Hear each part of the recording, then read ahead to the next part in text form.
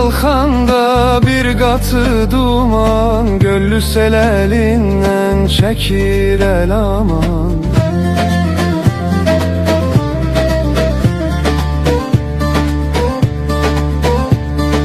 Düz kendin dört yanı yamyaşıl orman, gören harda bele güzel mekan var. Mugelli deyilen bir dere dağdır, Mumuxan bir alem, bir güzel çağdır. Qaraxan çayının dört yanı bağdır, gören harda bele güzel mekan var.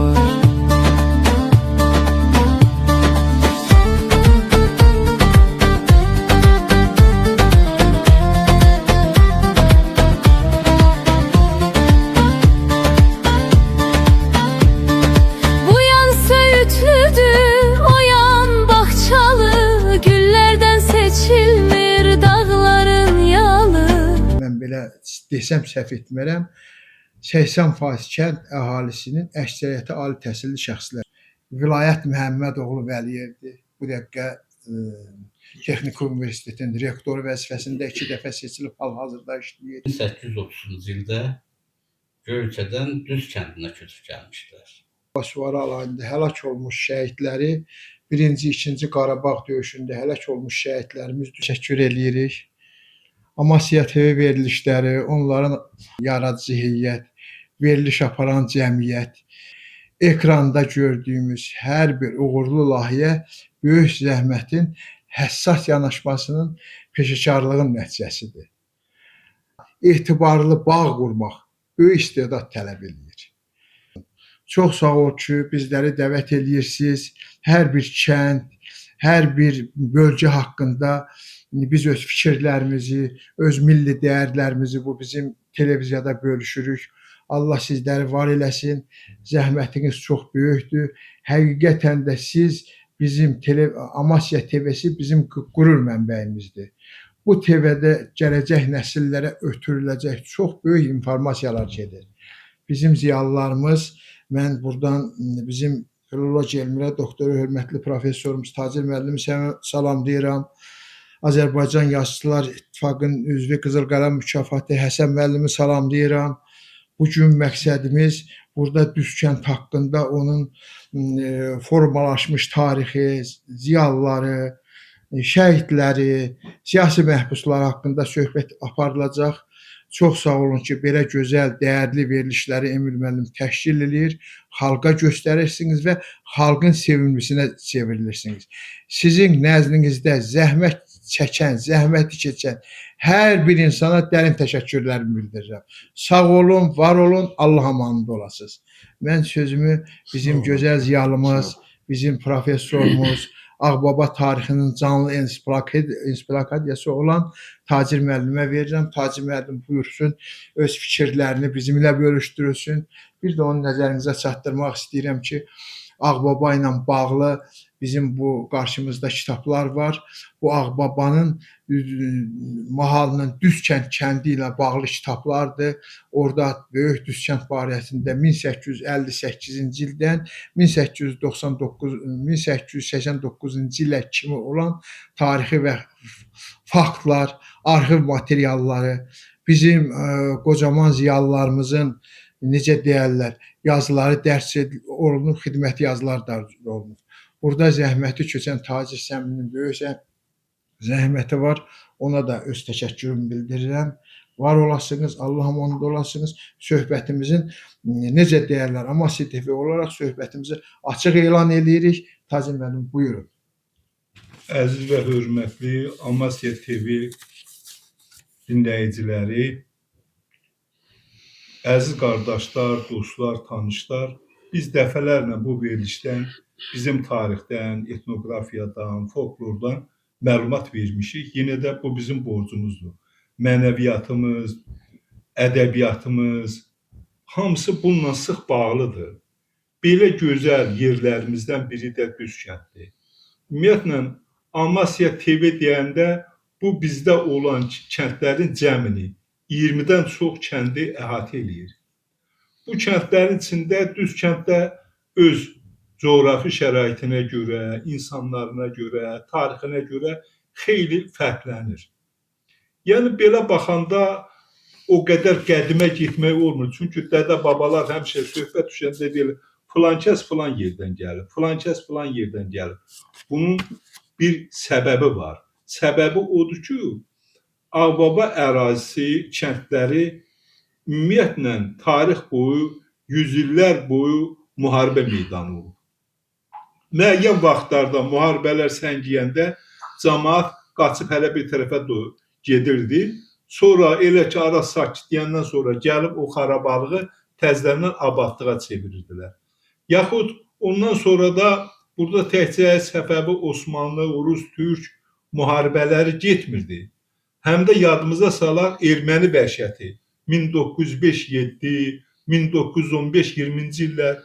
Bu dövrdə də az başları bəla çəkmədi bizimkilər. Hələ əvvəl ermənilər 1828-ci illərdən buralarda peyda olandan sonra yaşlılarımız deyirdi ki, harda erməni var, orada qan var, orada fəlakət var, orada yaşayış yoxdur, başımıza bəla var. Doğrudan da belədir. Yəni, məsələ, yaşlıların danışdığına görə mənə elə gəlir ki, haradasa 1828-30-cu illərdədir. Həmin dövrdə Ağbabadan o cümlədən də Düzkətdən xeyli adam keçirlər İrana, məcbur arazı keçirlər. Orada indi yerləşmək istəyirlər. Bunların içində Bayram adlı bir dəli dolu adam olur. Fikirləşirlər, neynəsən, deyirlər ki, burada xan var, gedək xanın yanına, o bizə torpaq verər, yer verər. Gəlirlər, xan yoxdur, xanın oğlu deyir, mən qəbul edərəm. Baxır bunlara, deyirlər, bu nədir, tozlu tosbaqlı gəlirsiniz, bir əməli geyinib keçinəydiniz. Bunlar da geyinib keçirib gələndə deyirlər, siz bizdən az yer qalmırsınız ki, geyimə keçmə bax. Sizə nə torpaq, nə filan, bu Bayram dediyim bu başın üstünə bir güllə atır. Deyir, bir də təpənə ataram. Xan oğlusun, nə adamsan bilmirəm, bizim əsəbimizlə, bizim vəziyyətimlə oynama. Görmürsən, cəmaət axıb gəlir, nə vəziyyətdəyik, yer eləməkdən, hörmət eləməkdən. Biz dedik, qardaşımızın yanına gəlmişik. Bizi bunlar qonaqlayacaqlar, buna yer ayıracaqlar. Lazım deyil sizin bu murdar hərəkətiniz. Deyir, ay cəmaət, dalımıza gəlir. Gedərik başqa bir əraziyə. Belə də çıxıb gedirlər. Yəni, burada maraqlı tərəflər odur ki, o dövrdə insanlarımız o necə də tərcivətən olublar dəfələrlə. Bu, birinci dəfə deyil. Yaxud, məsələn, İrəvan ətrafında 1905-7-ci ildə əhali qıranda nə qədər adam qaçıb gəlib Ağbaba ərazisinə, o cümlədən Düzkəndə. Yaxud Gürcistan ərazisində, məsələn, Gürcistan ərazisində Məşədi Hasan adlı məşhur bir adam olub. Ümumiyyətlə, Ağbaba ərazisində 4-5 Məşədi Hasan var. Bunların adı olduğu qədər də şəxsiyyətləri var. Yəni, bunlar şəxsiyyətli adamdırlar. Məsələn, o Məşədi Hasan görür ki, vəziyyət pisdir. Niyə pis olub? Mənası da odur ki, bunun oğlu Qəmbər Gürcistanda olublar. Rus o dövrdə bu kazakları filanı gəlirlər, özlərini göstərirlər toyda. Cəmaata göstərirlər filan. Kişi də çox bədəncə güclü bir adamlar imiş. Qəmbər dözmür. Görür ki, bunlar cəmaatı bir cür qorxudurlar, pəhlivan kimi giriblər ortaya, en uzun gedirlər, meydandan çıxmırlar. O Rus zabitlərindən birini kürəyini yerə vurur, bundan sonra başlayırlar bunu axtarmağa, qaçaq olur. Ona görə atası da məcbur qalır, gəlir Qoncalıya, bizim İbiş kəndinin yanındakı kəndə. Orada Əhməd ağa var imiş. Əhməd ağadan xahiş eləyir, ondan torpaq alır, yer alır və orada Məcid Hasan bulağı, Məcid Hasanın yeri, Məcid Hasanın torpağı kimi toponimlər yerludadır, oradan yaranır. Amma bunların əsas qohumları olur Düzkənddə. Düzkənddə yaxın qohumları olur, həmişə onlara gedir, əlaqə saxlayırlar. Yəni, bu bir yazılmamış tarixdir. Axtaranda Düzkənd həm də elm, sənət ocağıdır. Niyə deyirəm bunu? Çünki burada mən yəqin ki, çoxu mənim dediyimi təsdiq eləyənlər, orta məktəb çox güclü idi. Orta məktəbdə də dəqiq elmlər daha güclü idi. Çünki bunun daha kökü var idi, tanınmış müəllimləri vardı, Allahqulu müəllim kimi. Ona görə də heç bir kənddə mən rast gəlməmişəm bu qədər texniki sahənin mütəxəssislərinə. Burada alimlər də var, müəllimlər də var. Yəni bunu inkar eləmək olmaz. Mən müqayisə eləmişdim. Birinci dəfə bax bu Düzkənd kitabını işləyəndə bu qədər ziyalı, təhsilli çox az kəndlərdə təsadüf olunar. Yəni mən ola bilsin, mən demirəm bunun hamısını nəzərə aldım, yazdım. Amma müəyyən hissəsini də nəzərə alanda, yazanda gördüm ki, doğrudan da burada ziyalılar çoxdur. Hətta başqa demək Amasya kəndlərinə baxanda burada təhsil alan qızlarımızın da sayı çoxdur. Yəni o dövrdə bizdə Ağbabada mühafizəkarlıq var idi. Yəni bu Ağbaba kəndlərində heç də qız getsin, təhsil alsın filan, belə şeylərə o qədər fikir verən yox idi. Amma burada var. Müəllimlər də var, həkimlər də var. Hətta ailənin elə qızları var, hamısı ali təhsil alır. Yəni bu tərəfi var. İkinci ən gözəl xüsusiyyəti nədir? Bu kənd rayonda tanınmış, təkcə rayonda yox, Ermənistan ərazisində, o cümlə Amasya ərazisində, Azərbaycan ərazisində tanınmış ziyalılar yetirir. Cahangir Əliyev kimi. Yəni bu təsadüf bir şey deyil. Yəni bu kökü soyu olan adamlar əlbəttə bunların səviyyəsində yüksəliblər, irəli gəliblər. Yəni heç yadımdan çıxmır bizim rayonda orta məktəblərin açılması yeni-yeni, yolların çəkilməsi, yeni-yeni avtobus marşrutların istifadəyə verilməsi, hətta yayla yollarına qədər yollar çəkilməsi, bunların hamısı rəhmətli Cahangir Əliyevin dövründə baş verir. Yəni bunu inkar eləmək olmaz. O cümlədən o qocaman bir jurnalist idi. Dediyim kimi elə adamları var ki, bu kəndin yetirmələri. Sonra bax bu kəndin yetirmələri arasında bayaq dediyimiz kimi qəhrəmanlar da var. Azərbaycanın azadlığı, Azərbaycan torpağının bütövlüyü uğrunda canından keçənlərimiz də var, qazilərimiz də var. Bunlar göstərir ki, yəni Düzkənd ərazisində yaşayan insanlarımız da, qardaşlarımız, dostlarımız kökləniblər bizim mədəniyyətə, kökə və xalqa, millətə fayda verməyə. Və fayda da veriblər. Çox sağ ol Hacı müəllim. Var olasınız, gözəl bir Düzkənd haqqında bir ətraflı məlumat verdiniz. Mən sizə bir balaca sözünüzə təkan olaraq çox üzr istəyirəm. Əgər icazə versəydiniz, Düzkənd haqqında bir-iki şeyləri demək istəyirdim. Bizim kənd Düzkənd kəndi, bizim doğma ata-babalarımızın ocağı, isti ocağı, ruhlarımız orada qalan bizim ana vətənimiz 1859-cu ildə Rusların Qafqaza ayaq açması ilə bağlı olaraq 1828-ci ilin avqust ayında tamamilə Düzkənd kəndi yerlə yeşnən olmuşdu. Rusların Qafqaza ayaq açdığı dövrdə. 1828-ci ilin, mən bunu tarixi faktlar deyirəm, Türkiyənin arxiv sənədlərində bu öz əksini tapıb, arxiv sənədlərə istinad edirəm. Düzkənd kəndi ilə əlaqədar olaraq 28 kənd 1859-cu ildə Türkiyə Topxana Məclisinin qərarı ilə 11 sentyabr 1859-13 nömrəli 1276 tarixli raporta görə, bu Türkiyənin arxiv sənədlərində öz əksini tapıb, Düzkənd kəndi yenidən bərpa olunmuşdur.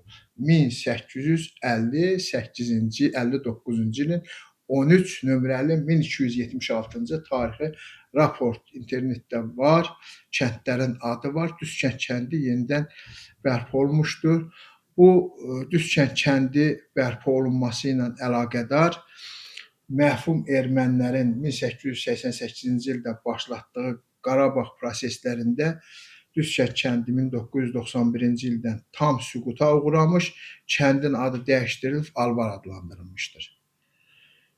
Düzkənd kəndi Ermənistan rayonunun Arpa çayının sağ sahilində rayon mərkəzindən 13 kilometr aralıda yerləşib. 1914-cü ildə əhalisi 722 nəfər olub. 1931-ci ildə 468 nəfər olub. 1970-ci ildə 516 nəfər burada Azərbaycanlı yaşamışdı.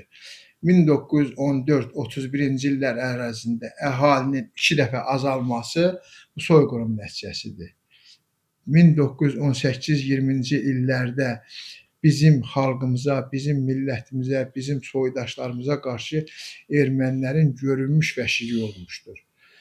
Bizim dağ kəndlərinin bir hissəsi Mustuqlu, Söyüdlü, Ördəkli, Xançallı köçüb Türkiyənin daxil hissələrinə, Ağbabanın bir hissəsi isə İrandın Xoy, Mədəd, Salmaz, Alvar bu hissələrə köçüb fəlakət etmişdilər.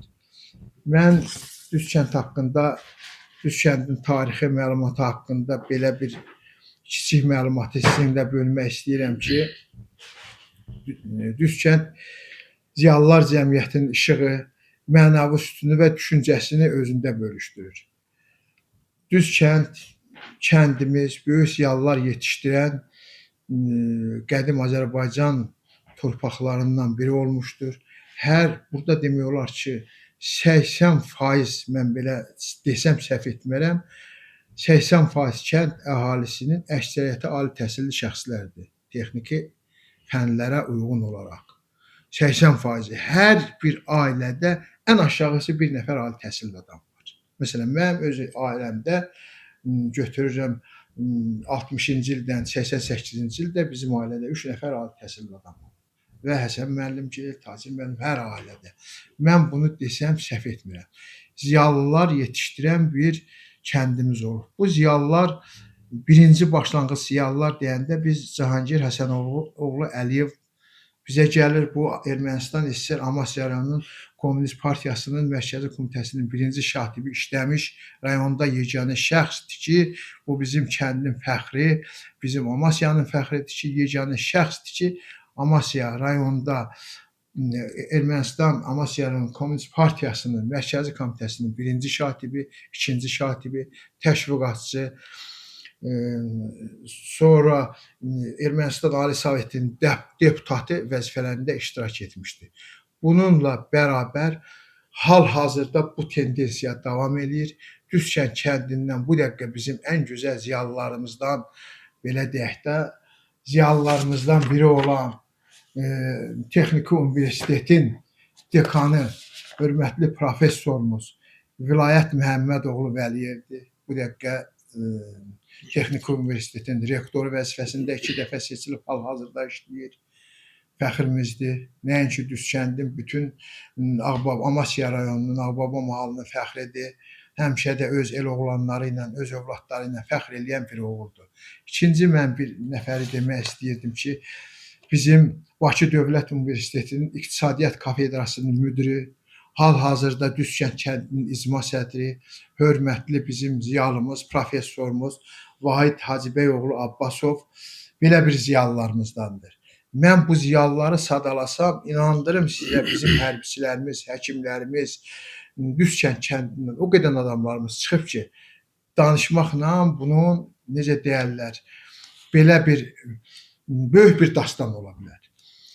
Biz öz ziyalılarımızla fəxr edirik, biz öz həkimlərimizlə, biz öz gələcək nəsil gənclərimizlə fəxr edirik ki, Düzkənd kəndimiz öz xalqımıza, türk dünyasına belə oğullar töhfə verir.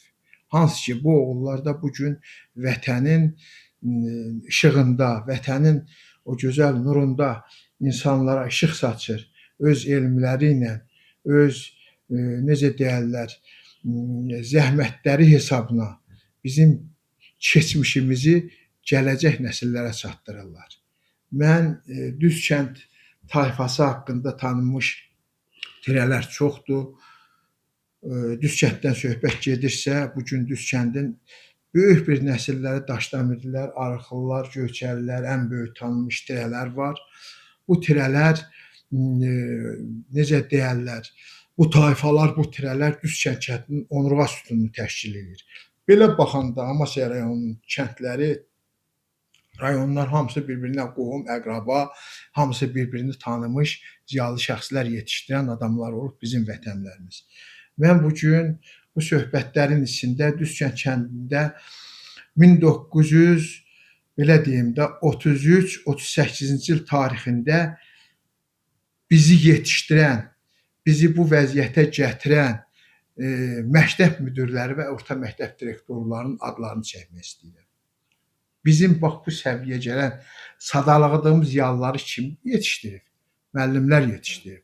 Bu müəllimlər bizim 33-cü ildə gələcəyimizə işıq saçıb, bax bizi bu səviyyəyə gətirib. Hər birimiz böyük bir vəzifə daşıyırıq, ölkəmizə köməklik edirik hər cəhətdir.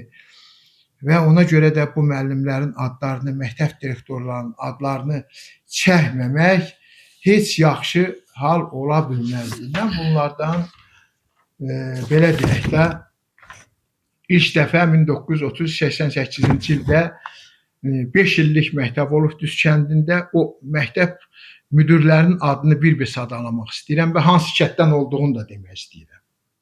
Bax, ilk dəfə Düz kənddə 1933-36-cı ildə 3 illik məktəb olub. Bunun məktəb müdiri, direktoru olmayıb, 3 illik məktəb müdiri olub İbrahim müəllim. İbrahim müəllim bizim Qaraçanta Əzbəyovdan olub. O vaxt evlərdə məktəb olmayıb, krıjok deyirdilər rus dilində. Evlərdə cavanları, uşaqları, yaşlıları yığıb dərs deyirlər. İbrahim müəllimin ruhu qarşısında baş əyirəm. O gör nə gözəl böyük işlər görüb ki, gənc nəslinin yetirməsində bizim kəndin məktəbinin sütununu qurub. 5 illik məktəb olub 1936-41-ci ildə. Məktəbin müdiri olub Həbib müəllim. Həbib müəllim bizim gözəl halımız olan, şörəyimiz olan Güllübulaqdandır. Ruhu qarşısında baş əyirəm. 1941-33-cü ildə bizim 7 illik məktəb əmələ gəlib. Məktəbimizin müdürü Ceyran Allahverdiyeva olub, xanımımız. Ceyran Allahverdiyeva 1941-43-cü ildə Düzkənd kəndində məktəb müdürü işləyib, özü də əslən İrəvan şəhərinin özündən olub. Onun da ruhu qarşısında baş əyirəm, o da həyatını dəyişib. Abbas Ağayev 7 illik məktəb olub 1943-47-ci ildə, o da İrəvandan olub. Ceyran Allahverdiyevin həyat yoldaşı olub.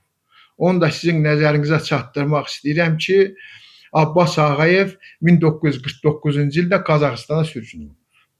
Ermənilərin təşkil elədiyi o vəhşiliklər nəticəsində Qazaxıstana sürgün olunub və bu Amasyada Troykanın üçlüyün qərarı var. Mən o üçlüyün qərarı haqqında danışacağam. Qazaxıstana sürgün olunmuş bir müəllimlərimizdən biri olub, həyatını orada dəyişir. Allah rəhmət eləsin. 8 illik məktəb 1951-56-cı ildə əmələ gəlib. O məktəbin müdürü qəhrəman kişi olub Mağaracıqdan, qəhrəman müəllim. Allah rəhmət eləsin, həyatını dəyişib. Yəqin ki, qohumları bizi eşidir. Güllübulaq, Əzbəyov, Mağaracıq kəndindən 8 illik məktəbin müdürü olub. Yenə də 8 illik məktəbin müdürü 1956-60-cı ildə bizim Əzbəyov Qaraçanta kəndindən Əsəd Məmmədov. Allah Əsəd Məmmədova rəhmət eləsin. 8 illik məktəbin müdürü olub. Bax, bunu deməkdə, bu adları çəkdəməkdə nədir məqsədim? İndiki ziyalıları bunlar yetişdirir. Bax, bu kişilərin əməyini heç vaxt danılmazdı. Mən onların ruhları qarşısında baş əyir və onlara Allahdan rəhmət diləyirəm. Mən qayıdıram Düzkənd kəndinin bizim gəncləri yetişdirən məktəb direktorları barəsində. Onların ruhu qarşısında baş əyirəm. Sağdılar. 92 yaşında müəllimlərimiz var. Onları bu yaxınlarda yad eləmişik. 2 müəllimimiz, 3 müəllimimiz yaşayır. Yad eləmişik. Evlərinə gedirik bu günə kimi. Çünki bizim bu vəziyyətə gətirməsində onların zəhməti çox böyükdür, əvəzsizdir. Biz onun əvəzini heç nə ilə ödəyə bilmirik. Demək, Bir şeyi də nəzərinizə çatdırım ki, 1960-cı, 1970-ci ilə kimi Düzkənd kəndində 8 illik məktəb olub. 8 illik məktəbin 10 il müddətində Düzkənddən Allahqulu Əliyev bu kəndin məktəb müdiri vəzifəsində işləyib. 70-ci ildən tam orta məktəb əmələ gəlib, da 82-ci ildə Allah rəhmət eləsin Abuzər Ələsgərov olub məktəb direktoru. 1982-82-ci ildə Düzkənddə, 88-ci ildə Ramazan Hüseynov sonuncu nöqtəni Düzkənd kəndində məktəb direktoru kimi qoyub. Bizim bu kəndin ziyalıların yetişdirilməsində məktəb müdirləri və məktəb direktorlarının qarşısında baş əyirik. Bax, bu şəxslərin mən bir-bir adını çəkirəm ki, söhbət Düzkənddən gedir. Yəqin ki, bunların qohumları, tanışlar, bütün rayondan olanlar bunu eşidir. Bu mənim dediyim bu sözlər, hörmətli müəllim, heç vaxt özümdən demirəm. Bu sözlər mənim atamın və babamın xatirələrindən götürülüb kitaba yazılıb. Mən o kitabdan bu xatirələri, hansı ki, həyatda yoxdular, o xatirələri Düzkənd kəndi haqqında, bax, bu gördüyümüz kitabda onların xatirələri paylaşıb və bir əsrlik xatirələri sizdən bölüşürəm. Mən Düzkənd haqqında bunları məktəb direktorları haqqında dedim və mən istəyirəm ki, Düzkənd kəndinin 1859-cu il, 1941-ci illərdə ilk ziyalılarını deyim. 1859-cu ildə bura təşkil olunub, kimdir ilk ziyalıları? Sizin nəzərinizə çatdıram. Bunlar 1859-cu ildə Molla Hüseyn Məhəmmədoğlu, Düzkənd kəndinin icra məmuru deyirlər. Yəni, Təbrizdə təhsil alıb, Molla Ruhani məktəbində təhsil alan yeganə yazı, pozu bilan şəxsi olub.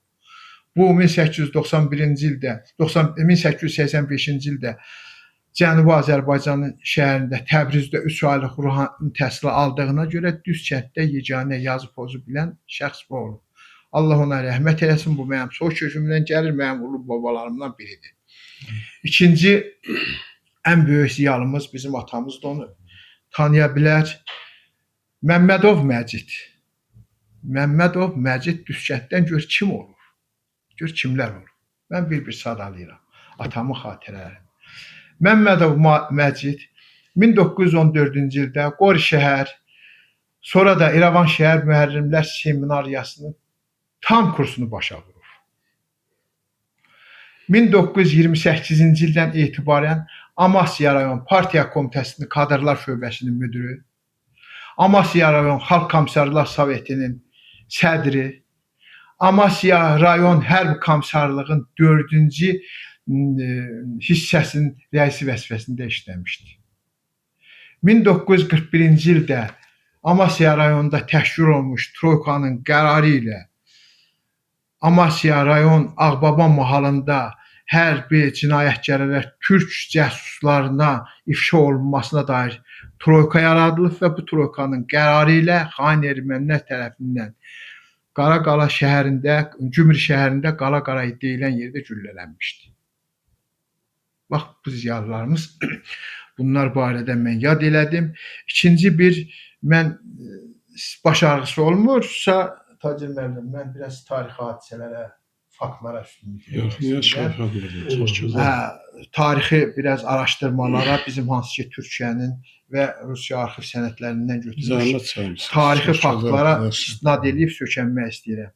1859-20-ci illərdə biz ziyalılarımızdan danışdıq.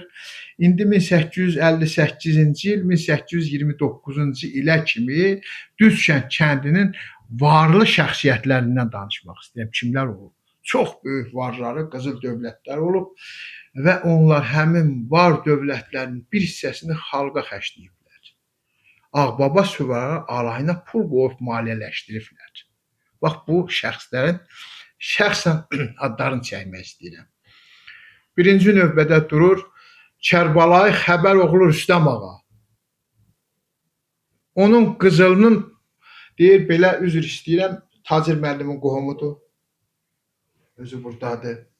Mən o kişinin ruhu qarşısında baş əyirəm. Kərbəlayı Xəbər Rüstəm ağa Ağbaba süvari alayını maliyyələşdirən, hər cəhətdən silah alınan böyük varlı kişilərdən biri olub. O qızılını tökülmüş deyilənə görə atamın, babamın xatirələrindən 5 açılanı qoyur yerə, qızılı qurutmaq üçün böyük bir həyətdə bu sərilmiş o belə deyək də parçanın üstünə onu qurudurmuş. 5 açılan da yerində. Babam deyir, rəhmətli Yaşı Xeydər deyir, bir gün Gümrü şəhərindən bu değişmədən gəlirdim, məclisdən gəldim, gördüm ki, bunun həyətinə mən deyir, girəndə 7 oğlu vardı, kəndin başındaydı, heç kim girə bilmədi. Girəndə əlini atdı, 5 açılanlara dedi, sən nə varırsan, səni vurmuşdum. Mən deyir, gördüm ki, nə qədəm qızıl var. Bax, bu qızılı xalqa xərcləyən, xalqa istifadə edən kişilərdən biri olub. Və bunun aqibəti necə olub?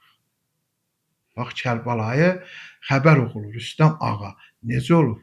Ağbaba Süvari alayını maliyyələşdirən belə kişilərin aqibəti necə olmalıdır? Ermənilərin ovçular planı var, bu kitabda öz əksini tapıb.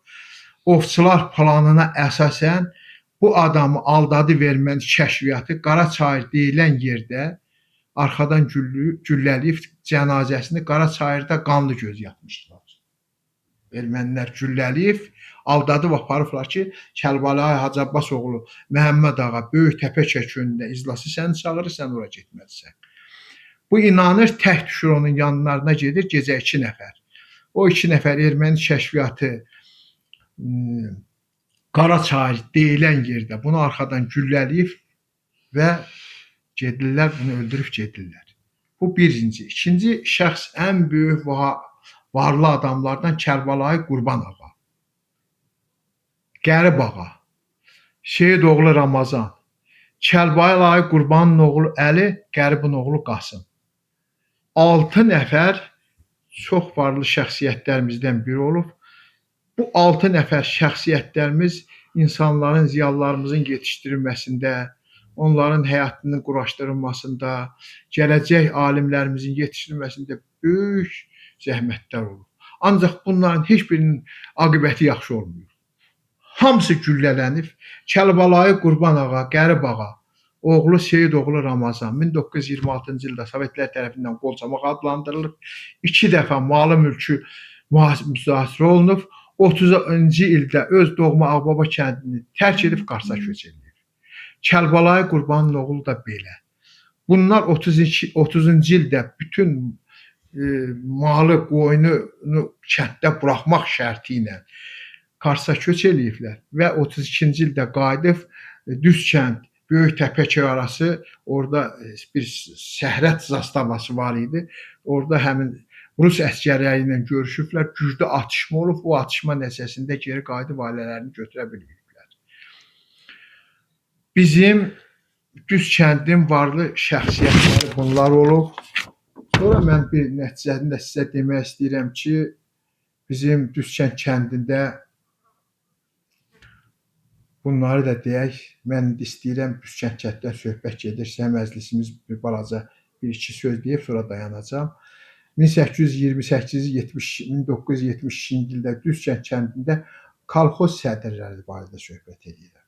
Hansı ki, o aclıq dövründə 37-53-cü ilə kimi Ağbabada böyük aclıq olub, cəmaatın çoxu öz ana vətənini tərk eləyib, çoxu gedib bizim cəmaatın əksəriyyəti Gürcüstanın kəndlərində işləyib, orada yeməklə bu cəmaat dağılıb aclıqdan. Bax, bunları saxlayan bu kişilər olub. İstəyirəm, bax, bu kişilərin adlarını sizinlə bölüşəm.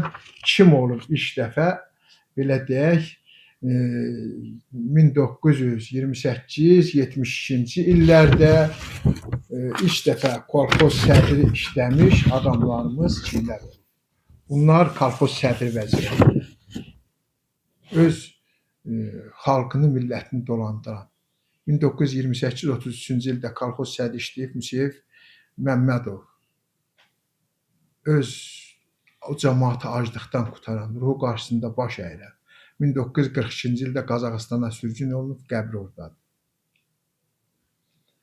Binnət Hacıyev Düzkəndlidir. 1934-cü ildə Binnət Hacıyevdə, 33-34-cü ildə Düzkənddə kolxoz sədri işləyib, 1939-cu ildə Trokanın qərarı ilə Qazaxıstana sürgün olunub. Səməd Seyidov. Hamısı Səməd Seyidov tanıyır. Oğlu bizim qəhrəmandır. Birinci Qarabağ döyüşündə o bizim polkovnikimiz olub döyüşlərdə. Bax, həmin o Səməd Seyidovdur ki, Əzbəyovdan 1934-36-cı ildə bizim kənddə kolxoz sədri işləyir. Həşim Məmmədov, Əmir Usuf, Hacı Aslanov, Əbdüləzim Qurbanov, Qurban Dərvişov, Qara Seyidov, Camal Rüstəmov, Ramazan Budağov, Xıdır İskəndərov Balıqlıdan olub. Faiq Əliyev Mamoşoğlu Yeniyoldan olub. Hamza Aslanov, Adil Səfərov Amasya'dan olub. Hamza Hacıyev Amasya'dan olub. Yusif Kazımov Amasya'dan olub. Nadir Məmmədov Düzkətdən olub. Bu adamlar aclıq dövründə bizim o cəmaatı aclıqdan qurtaran o insanlardan biri olub. Bununla əlavə safxoz direktorlarını da yad eləmək istəyirəm. Düzkətdə kimlər olub, qoy eşitsinlər. Rəsul Məmmədov 1972-81-ci illərdə səhv eləmirəmsə Amasya'dan da hansı rayondan da Balıqlıdan. Balıqlıdan. Rəsul Məmmədov 1972-81-ci ildə, Adin Yusifov İlan Çaybasardan 81-85-də, Həmmət Məmmədov Çaybasardan olub, Vaqif Qədirov 1986-89-cu ildə Quzukənddə, Düzkətdə, Ellər kənddə. Vaqif Qədirov, bax bu bizim 86-89-cu ildə bizim Düzkət kəndinin safxoz direktoru vəzifəsində çalışmış şəxslərdir. Hər birinin qarşısında baş əyirəm. Zəhmətləri böyükdür. Ölənlərə Allah rəhmət eləsin. Yerdə qalanlara Allah can sağlığı versin. Ruhları qarşısında baş əyirəm. Mən bir balaca bu sözümün ikinci hissəsini saxlayıram. Hələlik bizim siyasi məhbuslar və Amasya rayonunda təşkil olunmuş üslüyün məxfi sənədləri barədə danışmaq istəyəcəm indi birazdan. Sözü Həsən müəllimə verərdim. Həsən müəllim buyursun. Sağ olun, Əbrət müəllim. Mən sözümün əsasını demək istəyirəm ki, mən Həsən Musayev Qurbanoğlu, Dəlləklər nəsli deyirdilər bizim kənddə bizlərə. Mənim babalarım Karsdan gəlmədilər. O vaxt 1896-da bu dövrlərdə gəliblər. Sonra babalarım ikisi Güllübulaqdan evlənib. Ona görə qalıblar orada. Bir müddətdən sonra köçüb gəliblər Düzkəndə. Və mənim babalarım Əsəd babam, Məhərrəm babam, Qəfər babam, Səfər babam, bunlar hamısı el həkimi olublar, təbib olublar. Həm də sünnət vurublar, baş qırxıblar, diş çəkiblər, belə həkim olublar. Hətta qılınc yarasını qurtarıblar. Hətta Əsəd babam olub, atamın babası. O adam deyir, kəndə çıxanda asa əlində bütün gəlinlər qapını bağlayırmış, Əsəd kişi çıxıb çölə, girin içəri.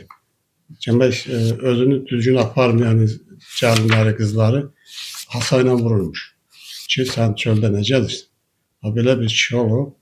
Allah deyirəm, kənddə nə qədər ki, babalarımız olub, başqa nəsildən də hamısına rəhmət eləsin. Yəni ki, namus, qeyrət, abi, həyə gözləyən olublar, hamısı.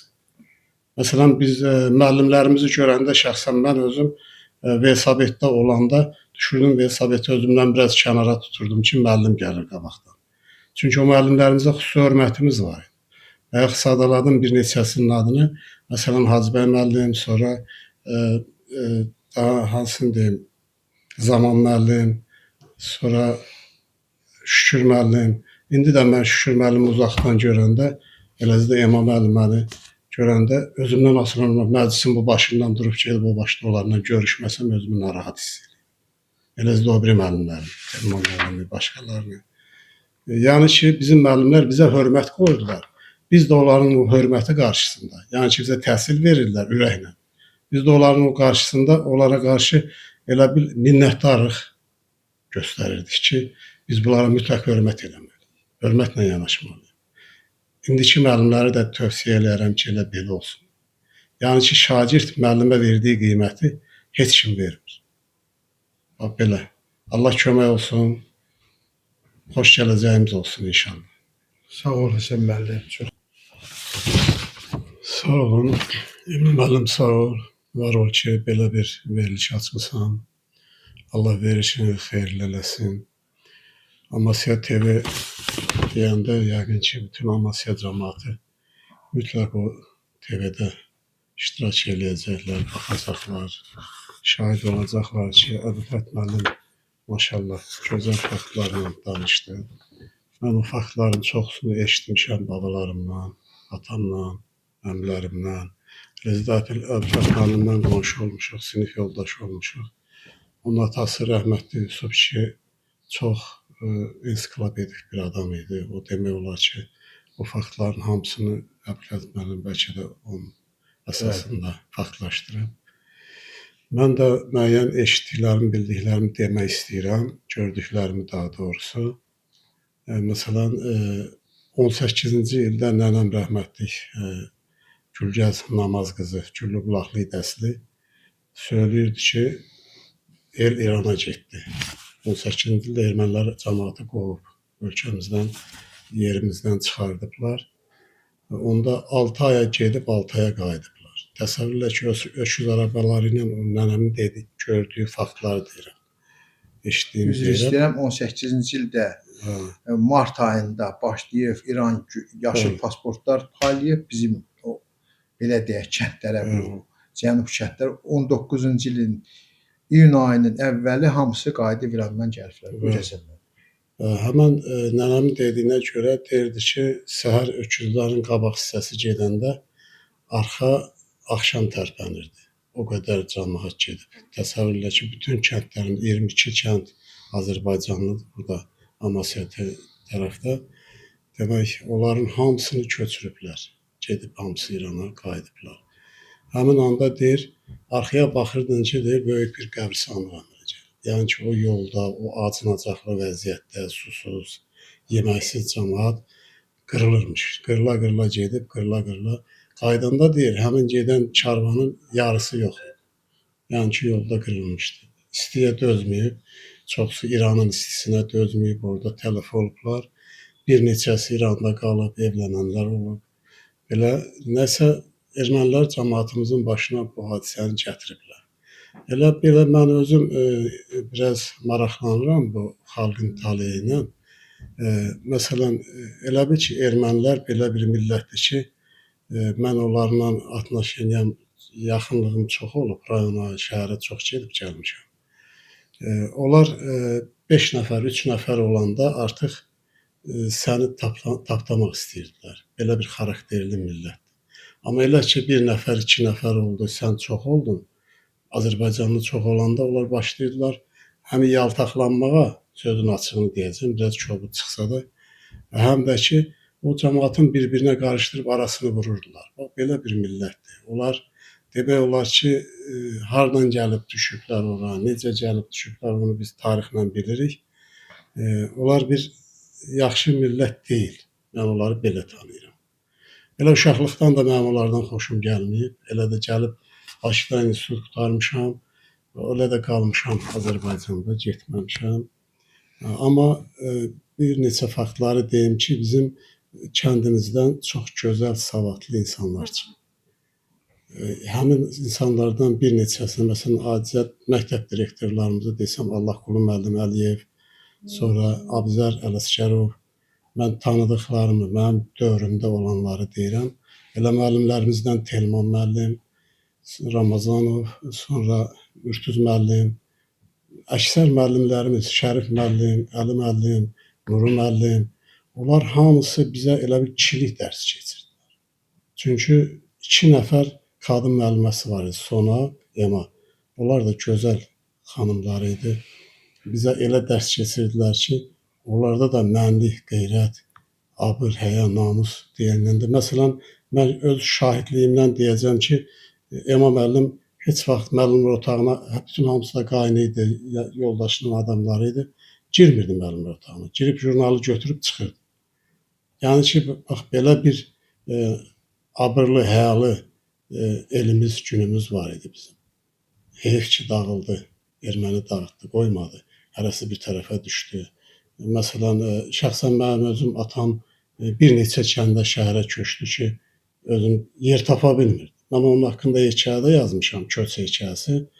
Lazım olsa o hekayəni verərəm sizə, köçürərsiniz ora. Orada mən qeyd eləmişəm ki, yəni ki, yerindən, yurdundan didərgin düşmüş bu cəmaət ora-bura qaçırdı ki, özünə bir uyğun yer tapsın, amma tapa bilmir. Axır gəlib çoxsu Bakıda məskunlaşdı, Sumqayıtda məskunlaşdı. Bir neçəsi Gəncədə məskunlaşdı. Çünki kəndlərdə artıq cəmaət o yerli cəmaatla uyğunlaşmır. Düzdür, hamı bizə hörmətlə yanaşır. Oradan gələnlərin, qaçqınların, Ermənistan qaçqınlarının hamısına Azərbaycan cəmaəti bir elə bir ki, məskunlaşma yeri olub. Amma yer də veriblər, kömək də eləyiblər, Allah köməkləri olsun. Amma bizim xalqımız, demək istəyirəm ki, yəni o cəmaatımız o dərdə, o həsrətə dözə bilmədi yəqin ki, mən belə fikirləşirəm, öz fikrimi deyim. Ona görə də bu dərdə dözə bilməyənlər həyatını tez dəyişdi. Allah Məsələn, bəlkə də orada olsaydılar, öz elində, obasında olsaydı, tanışı ilə, bilişi ilə yaxınlıq eləyərdi, söhbət eləyərdi, vaxtını keçirməyə imkanı olardı və onun ömrünü bir 10 il, 15 il uzada bilərdi həmən rəhmətliklərin. Allah hamısına rəhmət eləsin. Allah qalanlarımıza can sağlığı versin. Şükür Allah, Azərbaycanımız gözəldir, yaşayırıq. Hər şeylə, işlə, güclə, evlə təmin olunmuşuq. Allah bundan sonrasını heç vaxt elə günləri çatdırmasın. Yaxşı günlər gəlsin qarşımızdan. Sağ olun, var olun. Mən bu elimiz, günümüz haqqında, bu obamız haqqında gözəl bir özümdən asılı olmayaraq, təsəvvür elə gecə saat 3-də, 4-də birdən-birə dəvətən gəlib yazmışam bu şeiri. Elə də yadımda da qalıb. O şeiri demək istəyirəm ki, bütün hamı o eldə, obada yaşayıb, onu yəqin ki, çatacaq hamıya. Gözəl Ağbabanı gəzdim, qayıdım. Yuxumda görürəm ötən anları, gərək xatırlayıb heç unutmayım. Gəzdiyim dağları, köhnə məkanı Allah icazə ver, gəzim, qayıdım. Bilirəm, sis duman basıb dağları, azdırıb gətirib ora yadları, hicrana, qürbətə salıb çağları, Allah o çağları qaytar, qayıdım. Bilirəm, sis duman, bağışda, Oxçoğlu tərəfə elim gümrüdən, ötüm mağaracığa güllü bulaqdan, seyr edim çaxmağı qara çantadan, rayon Amasyanı gəzim, qayıdım. Sağ olasın mənim. Daş körpüdə qalım bir gecə qonaq, Göydağ, Qızıldağ, qalxım şehli vaxt, Səngər bulağından alım bir həyat, Allah, düz kəndimdə, öz kəndimdə qalım, qayıdım. Çaybasar yeni yol, göllü həsrətim, Təpə kənd, Şurabat, Balıqlı, Öksüz, Güllücə ellər kənd, Çivindi dərdim, Allah, arpa göldə üzüm, qayıdım. Qarabulaq, Quzu kənd, Qoncalı, İbiş, bizim o dağılmış, o gözəl yer, nə gözəl yermiş. Olan ocaqlardan əsirlər varmış, Allah bir ziyarət edim, qayıdım. Ördəkli Mumxan, Qaranmət yaylaq, Arpaçay boyunca Bozqala oylaq, Aşım Qaraxasdan, Kalinnoya qonaq. Allah o yaylağı gəzim, qayıdım. Bircə qucaq lilpar yığım gətirim, bulaqlardan bir azca su götürüm, o dağlardan çiçək ətri gətirim, Allah imkan elə gəzim, qayıdım. Nehrə kəndirində yellənim yenə, yağışda təndirə sallanım yenə, çaylaqdan buz yeyim, çallanım yenə, Allah o anları qaytar, qayıdım. Ayaq getməsə də o gözəl yurda, qəlbim də, ruhum da ordadır, orada, gözüm də, ahım da qalıb dağlarda, Allah o dağları qaytar, qayıdım. May, iyunda quzeylərdə qar yeyim, o keçmişdən gələcəyə hay deyim, orada ölüb qalanları yad edim. Allah, bir Fatihə, ixlas deyim, qayıdım. Qayanın dibindən çiyələk tapım, yemlik, kuşəhbəyi, çobuk axtarım. Həsənəm, arzumla dosta tən olun. Allah, o elləri gəzim, qayıdım. Allah köməkiniz olsun. Düz kənddə müəllimlər arasında çox məşhur, tanınmış adamlar var idi. Biri də Allahqulu müəllim idi. Allahqulu müəllim həm məktəb direktoru olub, həm kənd sovetinin sədri olub, yəni kənd rəhbəri olub. Bunun əvvəlcə mən tanımırdım, o qədər məlumatım yox idi. Həmişə yaşlılar danışanda onu nümunə çəkirdilər ki, kəndin əsl rəhbəridir. Sonra öyrəndim ki, doğrudan da bu kişini hamı eşidir. Elə bir adam yox kənddə onun sözünü eşitməsin.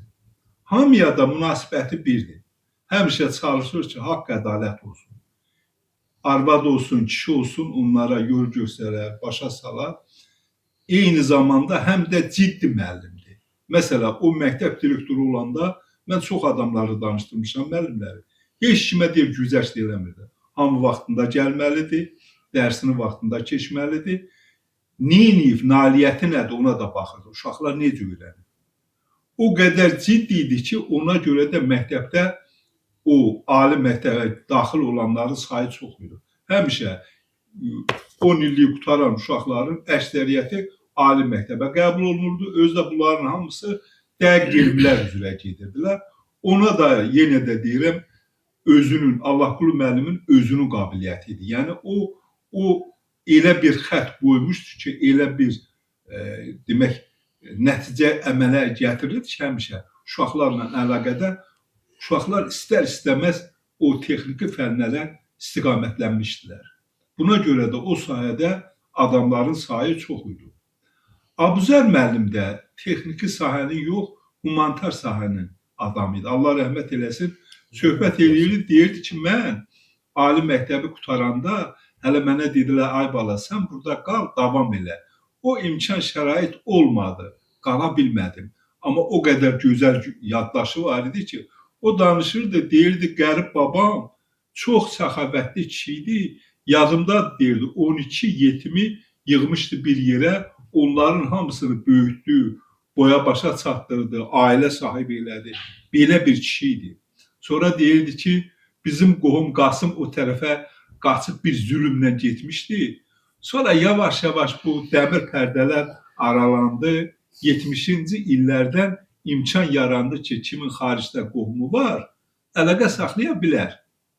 Və deyir, həmin momentdə Qasım da maraqlandı ki, gəlib görüşsün. Onda deyir ki, baxdım, çox adam qorxur, vahimələnir ki, aya deyəcəklər, bunun Türkiyədə qohumu var, sonra bu QQP filana çəkəcək ora-bura. Buna görə də deyir, çox adam çəkinirdi. Amma mən deyir, çəkinmədim, getdim Qasımla görüşdüm. Neçə ildən sonra, neçə həsrətdən sonra o da ağlayırdı, mən də. Bunları çox belə maraqlı danışırdı. Özdə o qədər gözəl xarakteri var idi ki, o nəsli, kökü, şəcərəni kənddə ilk işləyən adam idi. Öz nəvəsinə yazdırmışdı ki, bu qalsın. O əl yazmayı mən gördüm, neçə dəfə təqdir də elədim, Allah rəhmət eləsin. Gözəl insan idi. Bu kəndin ən deyərəm ki, sinə dəftəri, dünya görüşlüsü Yusuf dayıdır. Yusuf dayı təhsil almasa da dünya görmüşdü. Babasından, Aşıq Heydərdən çox şey götürmüşdü. Bu adamın sinəsi deyərəm ki, dərya dəniz idi. Bu yazılmamış bir kitab var idi bunun sinəsində. Çox şeyi də çəkinirdi deməyə. Deyirdi, ay bala, mən nə deyim? Yediyar deyir, hətta adamları günahsız yerə, ağbabadan nə qədər adamları tutub, hamısını aparıb qara-qalıya. Sonra deyir, düzüb sırıya, tapançı deyir, doldurur, adamları iç kimi deyir, gülləliyib, bu başdan o başa gelmiş, o başdan bu başa. Axırda 2-3 dəfə doldurur tapançıyı, axırda bir nəfər qalır, saçı tapançı açılmır, patronu qutarır. Deyir, bu da başqa vaxta qalsın.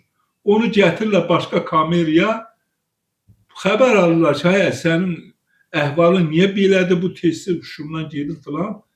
Deyir ki, eviniz yıxılmasın, gene qaşıq əlindən düşür yemək yeyəndə. Deyir, məni də səcrə gülləliyir. İti gülləliyən kimi bu 7 yaş köpəyi olub, bu qədər adamın axırına çıxdı. Yəni, bunlar elə imkan yaratmışdılar ki, adamlara divan tutsunlar. Sərhəd ərazisi idi. Nə vardı bəhanə tapmağa? Türk cəsusudur, pan-türküsdür, qohumları var o tərəfdə və salam qutardı. Bu ya bir adamı bunun üzünə qoyurdular ki, gəl bunun üzünə şahid ol. O, yenə Yusuf dayı deyir, güldürü salam vardı Ramazan zurnası. Yazığı deyir, gecə ilə gəlib evdə möhkəm döyürdülər. Məcbur eləyir, sən falan kəsin üzünə dur. O yazıqda deyir də, mən nətər durum? Ona görə deyir, o kişi ölüb dirilirdi. Amma onun nə qədərlə kimisə üzünə durmadı. Yəni, bax, bu vəziyyətdə bizimkilər yaşayıblar, ömür sürüblər. Yəni, bu tarixdir. Həm də Yusuf dayı rəhmətliyin gözəl bir xüsusiyyəti var idi. Sinədən bayatı deməyi var idi. Məclislərdə o qədər gözəl oxuyurdu ki, heyrət eləyərdi. Mənim yadımdadır ki, bir dəfə Əbülfət xahiş elədim, kaset yazırdı. Yusuf dayımın o yumşaq damarından tutmuşdu.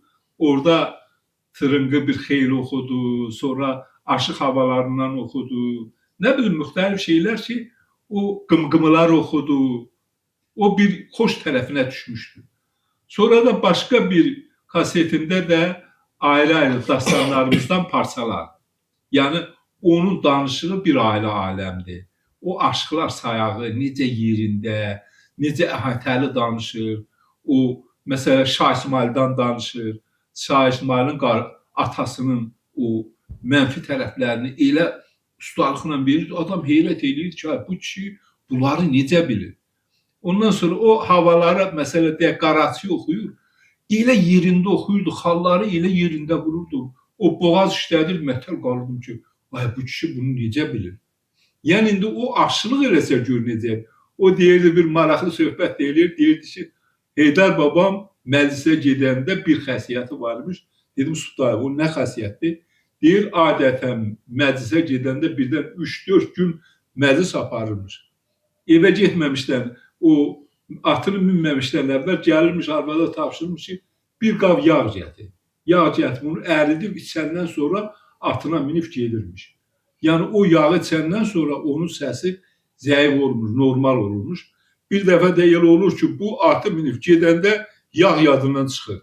Bir xeyli gedəndən sonra gel deyir, Azalımın qızı, məni xatiya mı salmaq istəyir? Mən məclisinə tər aparacam. Deyirlər ki, nə olub? Deyir, canım azar olub. Hani yağ? Yağı niyə gətirməyibsən? Yəni, indi bəzən deyirlər, yağ adam öldürər. Yəni, o dövrün adamlarında maraqlı tərəflər çox idi. Həm də yenə deyirəm, Aşıq Heydər, Aşıq Nəsifdən də yaşlı idi. Bir-birindən çox şey götürmüşdülər. Aşıq Heydər həm də, bax, o bayaq dediyimiz könüllülər alayıdır, bizim o qəhrəman oğullardır, onları tərənnüm eləyən, xalqa tanıdan adamdır.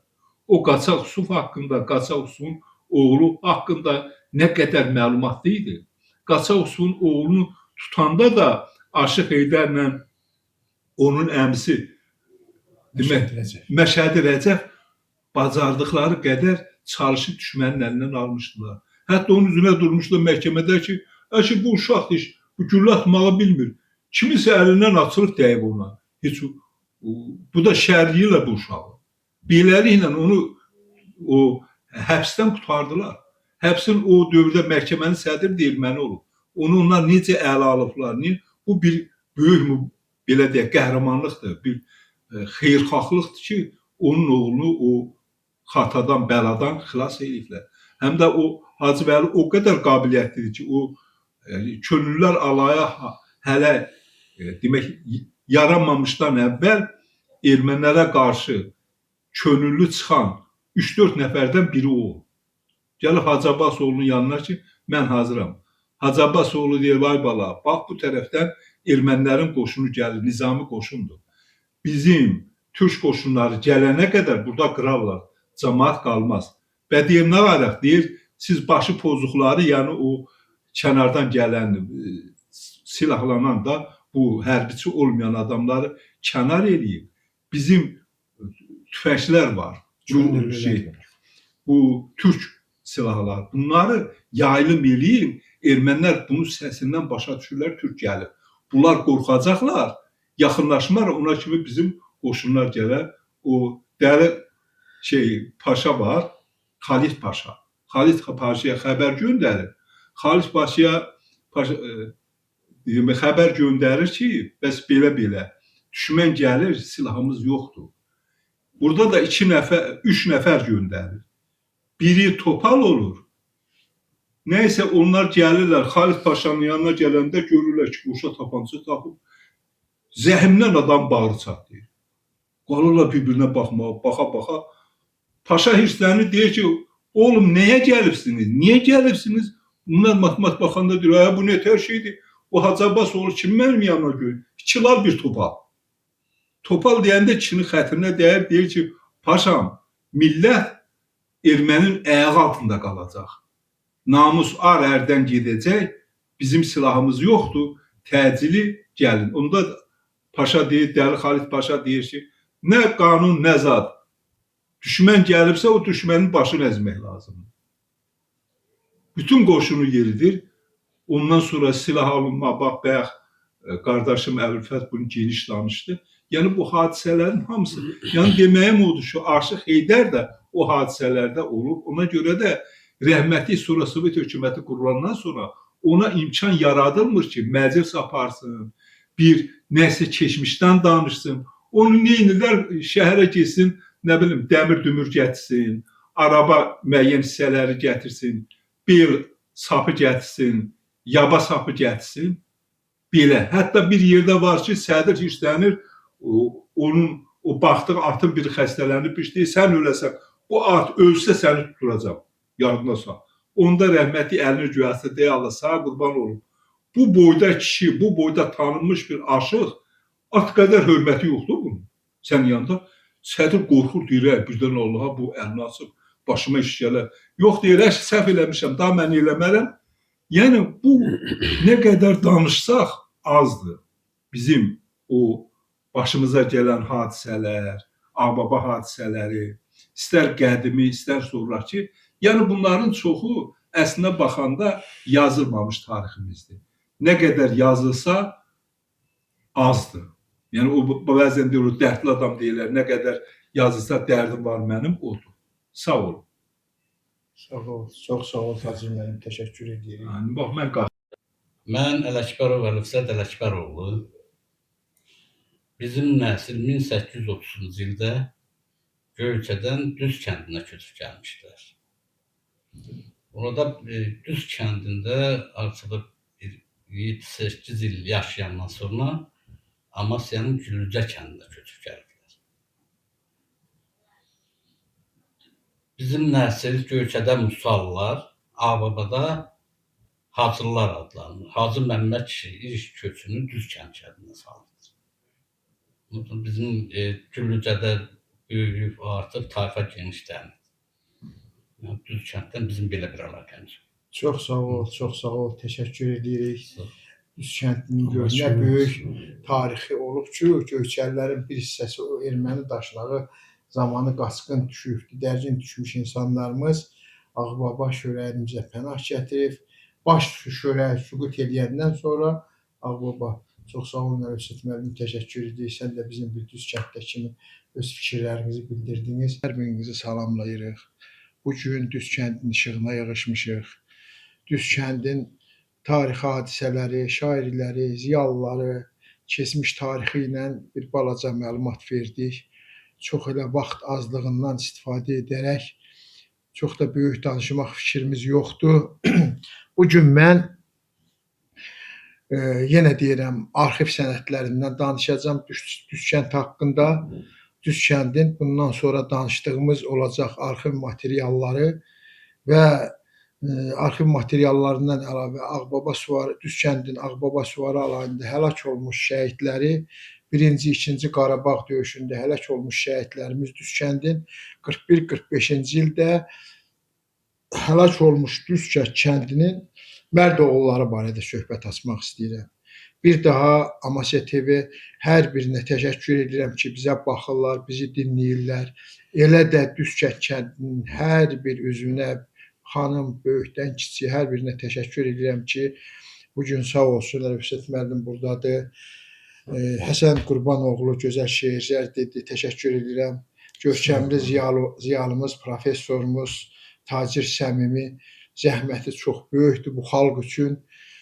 Bu həyatının elə gözəl bir çağları üçün bizə elə gözəl şeylər bəxş edib, kitablar bəxş edib, yazılar, tarixi hadisələri bəxş edib ki, hər birisi gələcək alimlərimiz, gələcək kəslərimiz üçün bir tarixi əsərlərdir.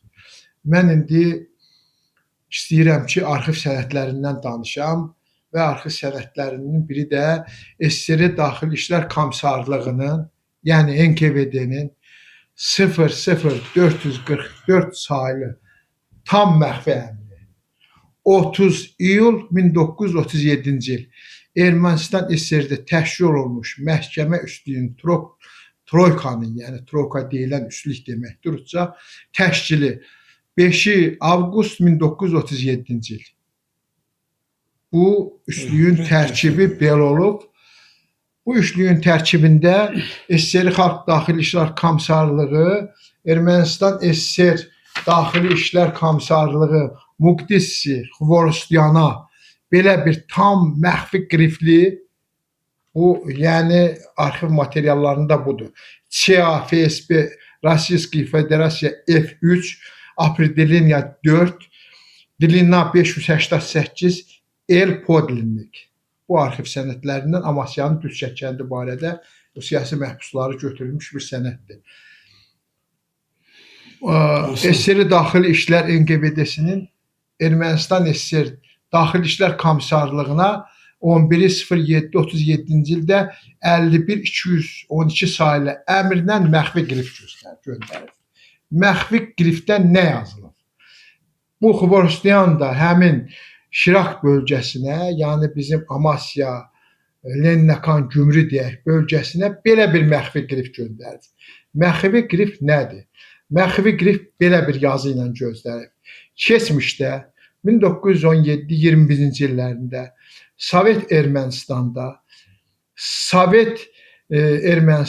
erməni xalqına qarşı qətliamlar törədən, 1924-1936-cı illərdə SSR-yə qarşı gizli fəaliyyət göstərən Əks İnqilabı qrupunun fəal üzvləri və rəhbərləri, kəndlər arasında anti-Sovet təbliğatı aparan, Türk dövlətinin cəsusları, vətən xainləri və xalq düşmənlərin həbsi üzrə əməliyyat planı. Əməliyyat planı demək, bu əməliyyat planı 5 avqust 1938-ci ildə göndərilib Şirak bölgəsinə. Kimə göndərilib? Burada nə yazılır? Yazılır ki, üslük təşkil olunsun. Əks İnqilabı qüvvələri araşdırmaq üçün üslük təşkil olunsun. Üslüyün üzvləri kimlərdir? Troykanın sədri Aram Çirokasyan, Ermənistan SSR-nin NKVD-sinin baş müstəntiqi. Üslüyün Troykanın üzvləri Şin Hayripetyan, Gümrü şəhər NKVD-sinin rəisi. Amasya üzrə üslüyün Troykanın NKVD-nin rəisi Torosyan Yedyar. Yəqin ki, Torosyan Yedyar barəsində Tacir müəllim ətraflı danışdı. O əslən, bax bu 3 nəfər Aram, Çirokasyan, Şin Hayripetyan, Torosyan Yedyar, hər üçü də demək türk əsilli, Türkiyənin Qars bölgəsindən köçüb gəlmiş ermənilər olub. Bunlar vaxtı ilə bu həmin 3 ermənilər, bunlar Ermənistan Milli Təhlükəsizlik sahəsində xüsusi təşkilatda təşviq görmüş insan, gənc kadrlar olub və bunlar da indi vəzifəyə götürülüb. Bunlar 1937-ci ildən Düzçək kəndi üzrə nə eləyiblər? 1937-ci il, 41-ci ildə erməni daşnaqlar tərəfindən qətlə yetirilən Düzçək kəndinin siyasi məhbusları kimlərdir? Buradan bizi izləyən Düzçək kəndinin hər bir cəmaatında üzünü tutub deyirəm ki, bu xatirələr Aşıq Heydər və Yusif atam Yusifin, babam Aşıq Heydərin xatirələrindən götürülmüşdür. Eşidin, görün, öz adamlarınızı burada tanıyın. Nə qətliamlar qoyublar, üstlüyün nə protokolu. Protokolda yazılıb. Protokolda Düzçək kəndindən 10 nəfər siyasi məhbus olub, 10 nəfər adam güllələnib.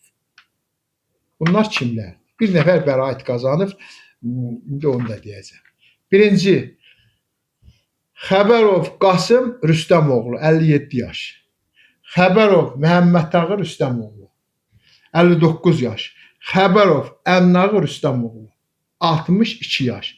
Hansı ki bu Ağbaba Milli Suvarı Arayını maliyyələşdirən Rüstəm kişinin övladlarıdır. Hər üçünü 1937-ci ildə həbs eləyiblər. Həbs nə qoyublar üzərlərinə?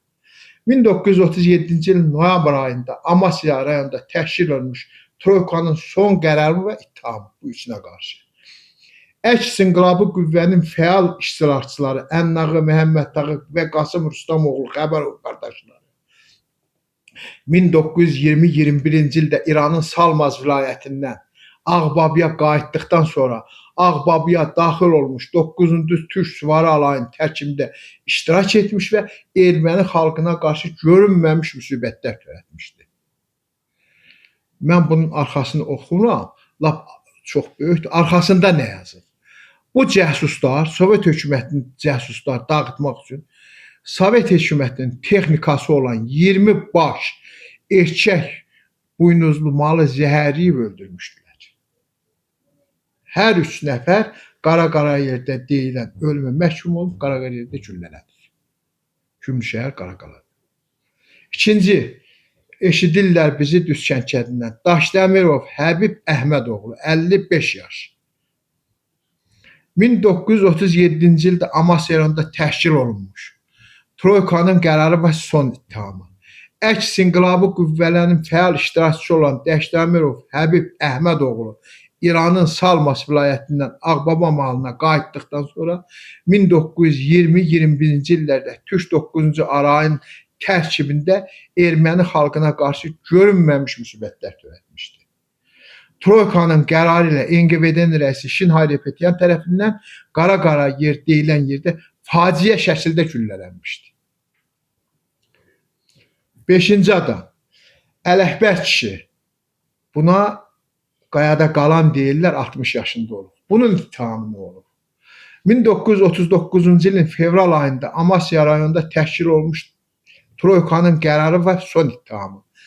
Əks inqilabı qüvvənin fəal iştirakçısı olan qayada qalan Ələkbər Sovet hökumətə qarşı düşmənçilik mövqeyi tutduğuna görə 1924-cü ildə Ağbaba mahalında kənddə yeni yaradılmış kolxozun texnikası olan 3 baş dəvəni öldürüb Qaraçayır deyilən yerdə göz yatmışdı.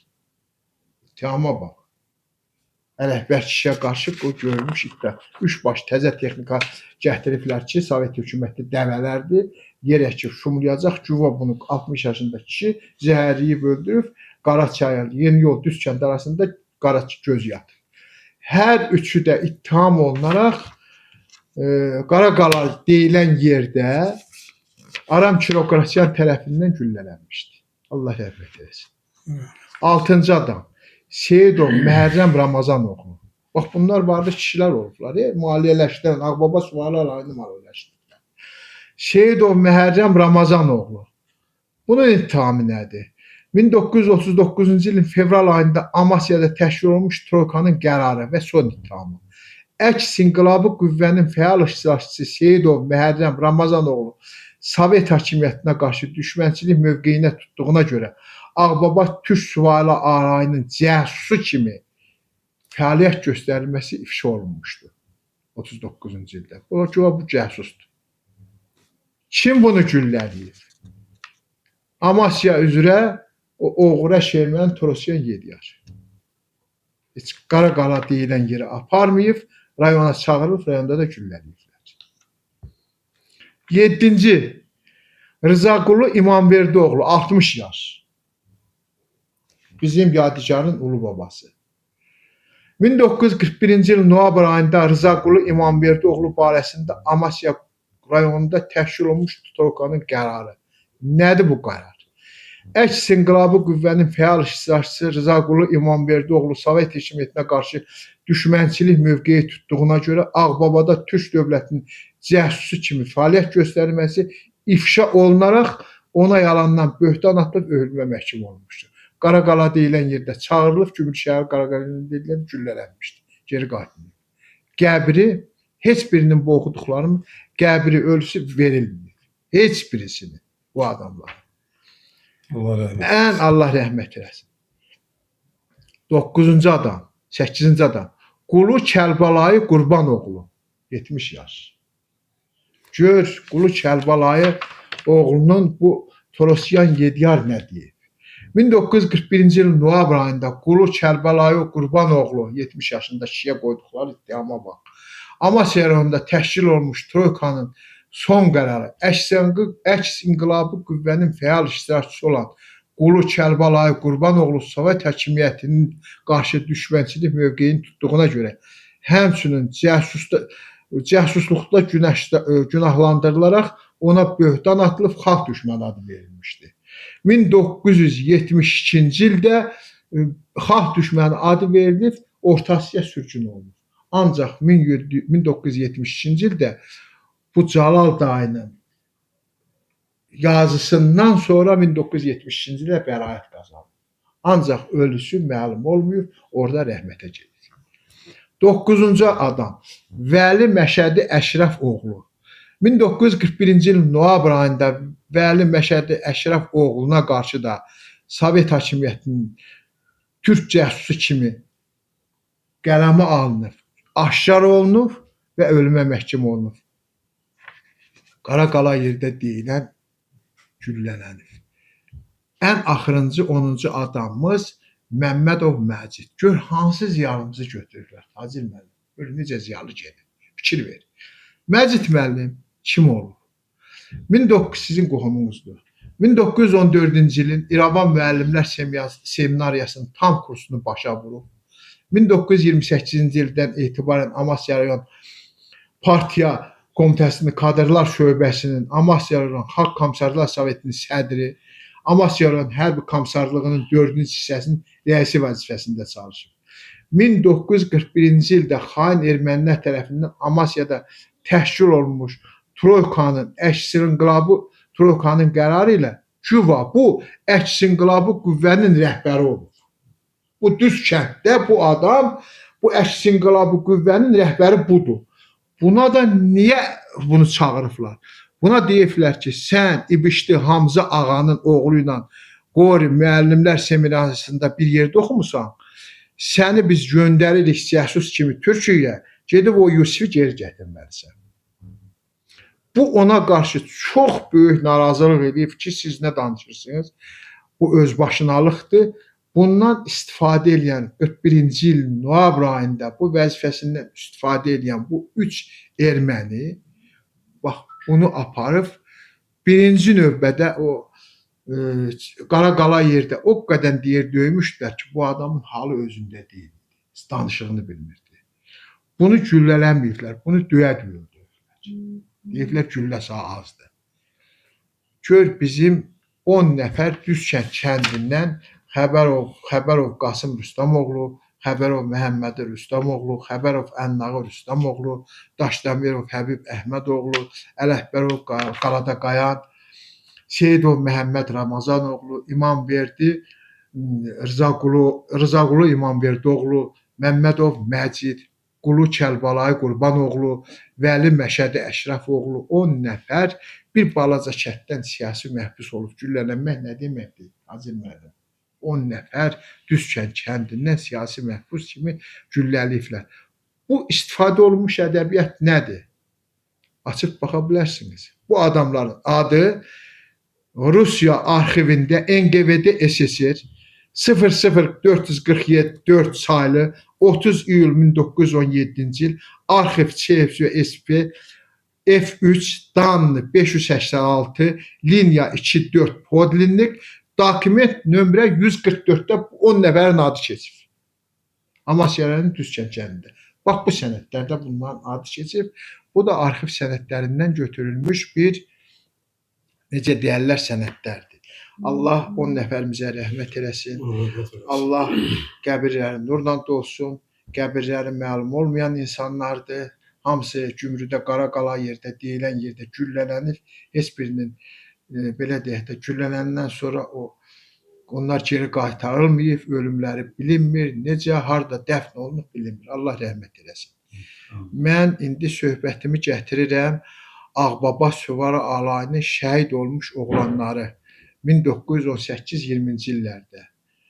Kimlər olub bu şəhidlərimiz?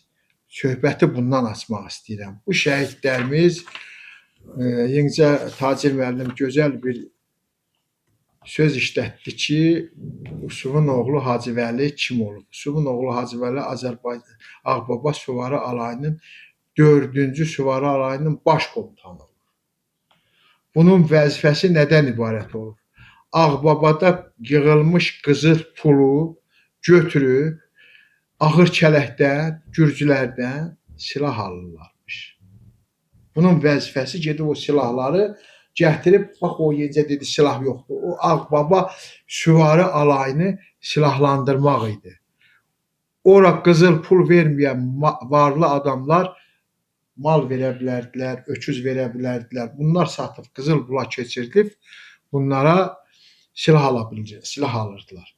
1920-ci ilin qanlı yanvar hadisəsi, həmin bu başda Hacıbəli Usuboğlu olmaqla 20 nəfər cəngavər Ağır Kələkdən silah alan yerdə Gürcü generalları bu Hacı Abbasoğlu Məhəmməd ağanın alayına qarşı düşmənçilik törədərək onların yerini erməni Marzmanova 4-cü Ağır Kələk polkunun rəhbəri Marzmanova demişdi. Onlar silah dolu arabalarla geri qayıdan zaman Ağır Kələyin dəmir körpü deyilən yerdə qanlı döyüşlər baş vermişdi. Bu qanlı döyüşlərdə 1920-ci ilin yanvar ayında Ağır Kələk yaxınlığında bu Aşıq İdarın xatirələrindən götürülür. Yəni özümdən demirəm, bu Aşıq İdarın xatirələridir ki, biz kimləri dəfn elədik? 20 nəfər bizim Ağbaba Süvari döyüşçülərinin heç biri 8 saatlıq döyüşdə sağ çıxmıyor. Hamısını ermənilər qətlə yetirilib və heç birinin də cənazəsini bu geri qaytarmayıb. Çox danışıqlar gedib geri qaytarıb verir.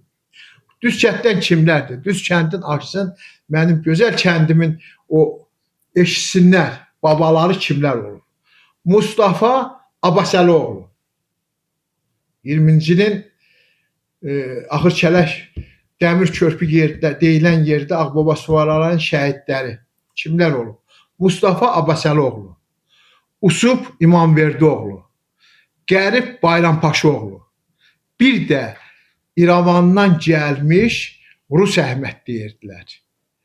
Bu düz kənddə, həmin düz kənddə olmayıb. Yəni bu Ağbaba Süvari Alayında Rus dilini çox güclü bildiyinə görə bu cəlb olunub bu döyüşlərə, bu danışıqlar Gürcülərlə, Ruslarla, bax bu Rus dilini çox mükəmməl bilən İrəvanın Rus dili gimnaziyasını bitirmiş Rus Əhməd. 4 nəfərin 4-ünü də orada şəhid edildilər. Və cənazələri heç biri qaytarılmıyor. Bu bizim Süvari Alayının şəhidləri. Mən indi keçirəm 2-ci Dünya müharibəsində Düzkənd kəndi üzrə şəhid olmuş Düzkəndin oğlanlarına, övladlarına.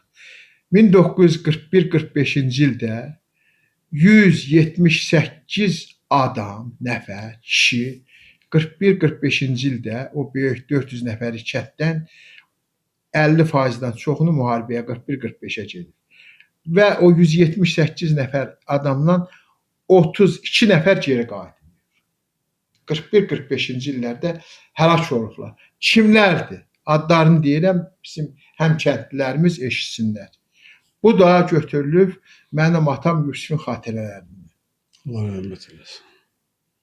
Birinci, Xəbərov Fəhrad, Mehrəliyev Ələmdar, Ələsgərov Məhərrəm, Əliyev Fəhrad, Məmmədov Söyüd, Allahqulu Məhərrəmoğlu, İsmail Süleymanoğlu, Məhsim Məmmədov, Xalıq Söyünoğlu, Yasın Söyünoğlu, İsmail Vəliyev, Calal Vəliyev, Allahqulu Allahverdiyev, Əli Qəribov, Şahmurad Qəribov, Ramazan Mustafaoğlu, Məcid Hümbətoğlu, Paşa, Həşim Məmmədov, Cəfər, Əlirza Məmmədov, Vəli, Kərəm Qurbanov, Halay Qurbanov, Məhərrəm Abbasov, Akoy Abbasov, Məhəmməd Məmmədov, İsmail Şaşayoğlu, Oruç Yaquboğlu, Qurban Abbasov, Əli Abutaliboğlu, Hacı Murad Əlioğlu.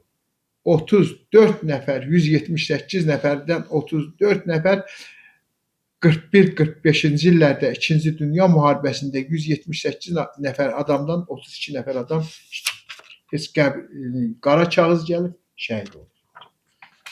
Mən keçirəm bizim birinci, ikinci Düzkənd kəndinin birinci və ikinci Qarabağ döyüşlərində Vətən müharibəsində şəhid olmuş bizim Düzkənd kəndinin övladlarına, qazilərinə Allah onların rəhmət eləsin. Onların səviyyəsində biz bu günə gəlib çatmışıq. Bizim birinci və ikinci Qarabağ döyüşlərində 4 şəhidimiz olub. Onlar ordeninə qazilərimizə Allah şəfa versin, qazilərimiz çox olub. 22 nəfər birinci və ikinci Qarabağ döyüşlərində müharibəyə cəlb olunub. Düzkənd kəndindən 22 nəfər cavan oğlan, onlardan 4 nəfər şəhid olub və bir çoxu da qazilərimiz var. İndi yüksək vəzifələrdə işləyirlər, dünyasını dəyişənlər var. Allah cəm şəhidlərimizə rəhmət eləsin. Bunlar Hümbətov Azər Rəsuloğlu şəhid olub. Mustafayev Mikail Murtuzəloğlu, Ömərov Arzuman Katiboğlu, Abutalubov Şirvan Pirqələmoğlu. Birinci Qarabağ döyüşçəsində qəhrəmancasına həlak olmuş övlad, Düzkənd kəndinin övladları olub. Mən bu sadaladığım, dediyim birinci, ikinci Dünya müharibəsi, Ağbaba Suvara alayan iki dövlətləri, Qarabağ müharibəsində həlak olmuş bizim gənc övladlarımız, bizim siyasi məhbuslar, hansı gedib güllənənin heç birinin qəbri bu günə kimi məlum deyil. Hamısının qarşısında baş əyirəm. Hamısına Allahdan rəhmət diləyirəm. Başın sağ olsun. Allah məkanlarını cənnət, canlarını sağ eləsin. Yerdə qalan qazilərimizin canını sağ eləsin. Baş əyirəm. Mən sözümün sonunu ustadımız, babam Aşıq Heydarın bir bayatısı ilə mən bunu tamamlamaq istəyirəm. Tacir müəllimə gəl icazə versəniz, sizlərdən icazə alıram. Öz sözümü demək istəmirəm. Burada yalnız ustad meydanı olduğuna görə ustadın sözü ilə yalnız şeirlərin yox, bayatalara ilə bunun məclisimdə Düzkənd haqqında çox danışmaq olar. Düzkənd böyük bir tarixi, necə deyərlər, elə bir etnografik zonada yerləşib ki, burada şairlər, ziyalılar, Tacir Səmimi dedi, hər evdə ziyalı olur. Bizim Düzkəndimizin 80% ali təhsilli ziyalılarımızdır. Özü də texniki elmlərə həvəs göstərən insanlarımız olur. Hansı ki, dağlarda qoyun otarıb, çombağı yerə qoyub gəlib ali təhsil almışıq. Bax, biz elə əziyyətlərlə, elə çətinliklərlə. Mənim özüm Amasyarov Orta Məktəbinin məzunuyam. Mənim özüm, Allah əziz müəllimə rəhmət eləsin. Rıza müəllimə buradan salamlarımı çatdırıram. Nazim Mustaviyə salamlarımı çatdırıram. Onların qarşısında baş əyirəm. Məni 2 dəfə şabalaq vurub qulağıma ki, sənin qardaşın ən gözəl oxuyan idi. Çıxmışam misal həll eləməyə, həll eləyə bilməmişəm. Əziz müəllim şapalaq açıb ki, bu nədir? Düzkətdən bura nəyə gəlmirsən? Kefə gəlmirsən. Bu nə dersən bu misalı həll, bir dənə trikonometrik təndiyi həll eləyə bilmirsən. Belə yerimdə fırlanmışam. Ermənilərin içində o pişlərdə qalmışıq. Mən bunu deməkdən məqsədim Düzkənd kəndinin bir ziyalısı kimi, bir necə deyərlər, o kəndi tərənnüm edən kimi indi gördüm bizim kənddən. Mən çox istəyərdim burada bizim Tofiq müəllim iştirak edirdi, hansı ki mən bunların babaları haqqında danışıram. Tofiq müəllim bizim nədə işləyir Tacir müəllim? Radioda qabaqca işləyirdi Xəbərlər. Amma çox Tofiq Lazoğlu'nu deyirsən. Bəli, Tofiq. Çox istəyərdim ki, o gəlib bu ki, burada bax bunları bir danışaq. Öz babaları, öz tarixləri haqqında. İnşallah biz gün danışaq. Amma çox təəssüf edirəm ki, gəlmədilər heç biri. Çox təəssüf edirəm. Çox təəssüf edirəm, gəlmədilər. Nəysə ola bilsin, işləri oldu, ola bilsin, nəsə. Mən buradan salamlarımı çatdırıram bizim Vahid Abbasova, bizim Qərbi Azərbaycan, Amasyarın Düzkənd kəndi üzrə icma rəhbəridir. Onun da salamlarını sizə çatdırıram. Emil müəllim, o da sizə salamını çatdırdı, dedi, mənim işim olduğuna görə məni üzrü hesab eləsin, gələ bilmirəm. Mən onu gətirməliydim, gələ bilmədi. Nəysə, sözümü Aşıq Heydərin bir bayatısı ilə yekunlaşdırmaq istəyirəm. Nə deyib aşığımız mənim ustadım? Yaramazdı. Kim deyər yaramazdı? Fələh məni budadı, qorxudan yaramazdı. Ağlaram ağlar kimi, dərdim var dağlar kimi. 100 yerdən yaralıyam, gəzirəm sağlar kimi. Xan Arazım marazım, hansı ki Aşıq Heydər də İrana sürgündə olub, Taci müəllim yaxşı bilir. Qoyub, gedib Təbrizə, Təbrizdən Vətən həsrətindən Hacı Abbas oğlu Məhəmməd ağa Süvari alayından dəstə göndərib ki, Aşıq Heydarı gətirin təcili bura. Arazdan gəlib keçib, qayıdıb gəlib, silahı götürüb əlinə görək nə deyir Araz haqqında. Xan Arazım marazım, can Arazım marazım, neçə canlara qıydı, yan Arazım marazım. Yağıdır haylar mənə, haylar yəni erməni deməkdir. Yağıdır haylar mənə, il oldu aylar mənə, susadım su vermədim, susadım su istədim, su verməz çaylar mənə. Gün keçər zaman ağlar, yay çəkər kaman ağlar, vətəndən ayrılanın gözləri yaman ağlar. Aranım oy, dağım oy, ostanım oy, bağım oy, yadlara qismət olan daşım oy, torpağım oy. Ana, az ağla məni, qarşı gəz ağla məni. Mən hicran tustağıyam, gələn yaz ağla məni. Əzizim nələr keçər, quzular mələr keçər, Heydər qəm taftağıdır, yad baxıb gülər keçər. Bu dağın dudu məndən, getməz eşq odu məndən, gördü yaram sağalmaz, təbib də əl yudu məndən. Bu dağın qarı mənəm, gün vursa ərimərəm, 40 il torpaqda yatsam, aşığam türbərəm. Su gələr bəndi döyər, göyər bostanım göyər, həm kasıvam, həm yetim, hər gələn məni döyər. İndi öz erməni kəndinə aid Azərbaycan kəndi olur. Nə deyir? Əzizim bən divana, yol gedir bən divana, gedək dərdli yanına, sən aqil ay Həsən, bən divana. Eşmə çox, çay yanında çeşmə çox, qəm dağları var məndə, Həsən yaram eşmə çox. Allah rəhmət Mən etsin, cəza versin. ustaddan çox demək istəmirəm, bayatları çoxdur. Bu verilişi təşkil edən Emil müəllimə dərin təşəkkürümü bildirirəm. Bizim Amasya TV bizim ailəmizin bir TV-sidir. Bu TV-nin hər bir zəhmət çəkən üzvünə dərin təşəkkürümü bildirirəm, minnətdarlığımı bildirirəm. Firuddin müəllimə buradan salamlarımı çatdırıram. O da baxıram həmişə bizim tərənnüm eləyir gözəl. Və elə gənclərimizə salamımı çatdırıram. Bizim xanımlarımıza, bəylərimizə, ziyalılarımıza salamımı çatdırıram. Bugün Düz kənd haqqında bir balaca da olsun o kəndin tarixi, etnografiyası, ziyalıları, keçmişi, gələcəyi, şəhidlərinin ruhlarına bir balaca işıq saldıq. Onların ruhları qarşısında baş əyirəm. Emil, çox sağ ol ki, siz bizi gözəl bu məkanda, evinizdə, ailənizdə hər bir zaman çay dəstgahı ilə, böyük hörmətlə qəbul edirsiniz. Təmənnasız Ağbaba, Vətən, Şürəyil naminə Allah sizi var eləsin. Həmişə sizə dəstək, həmişə sizin, necə deyirlər, bundan sonra dəstək olacaq. Sıralarınız artsın, sizə, ailənizə, bu evinizdə, bu gözəl ucağınızda xoş günlər, ailə saadəti, övladlarınızın toyuna gələk.